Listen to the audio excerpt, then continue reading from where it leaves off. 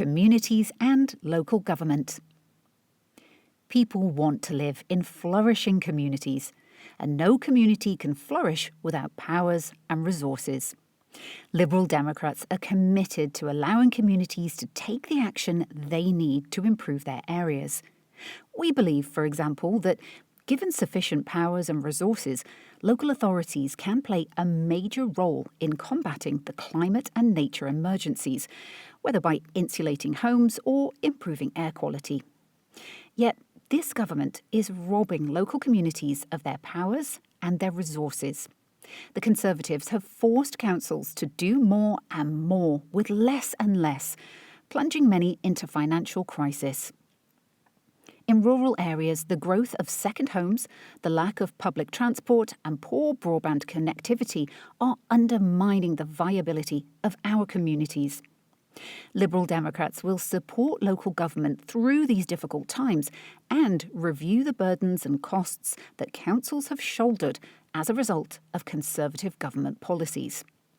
This includes tackling the social care funding crisis, giving councils the freedom to set planning fees to reflect the actual cost of delivering an efficient planning service, and building more homes to relieve the soaring demand for temporary accommodation. We will tackle the funding crisis facing local authorities, including by providing multi-year settlements, boosting the supply of social housing, and forging a long-term cross-party agreement on social care. Give communities more control over the number of second homes and short-term lets in their areas. Ensure local authorities have the powers and resources they need to tackle the climate and nature emergencies as set out in Chapters 5 and 12. Ensure that gigabit broadband is available to every home and business, including in rural and remote communities, and support local bespoke solutions so that no property is left out. End the top-down reorganisation of councils and the imposition of elected mayors on communities who do not want them. Work with communities to tackle the alarming rise of anti-Semitism and Islamophobia.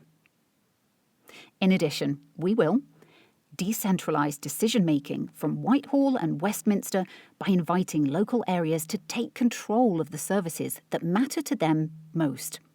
Strengthen local democracy as set out in Chapter 20, including introducing proportional representation for electing councillors in England and scrapping the Conservatives' voter ID scheme. Appoint a cross-departmental minister for rural communities to make sure that rural voices are heard across government.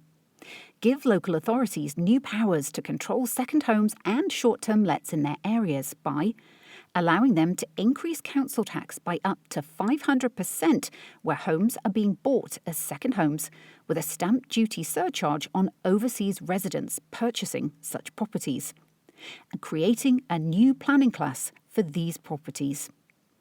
Encourage post offices to become community banking and government hubs, and keep DVLA services available at post office counters. Enhance powers over community assets to help local authorities protect pubs, community farms, and other vital infrastructure. Invest in leisure centres, swimming pools, and other grassroots facilities, and support community sports clubs as set out in Chapter 17. Establish a strategic small surgeries fund to sustain GP services in rural and remote areas as set out in Chapter 6. Properly fund local planning departments and give local authorities the power to end right to buy in their areas as set out in Chapter 14. Give local authorities the powers they need to restore bus routes and add new ones where there is local need, especially in rural areas, as set out in Chapter 16. Help motorists in rural areas who face higher fuel costs by expanding rural fuel duty relief.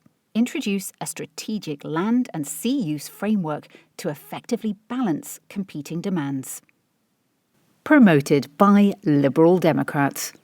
1 Vincent Square, SW1P 2PN.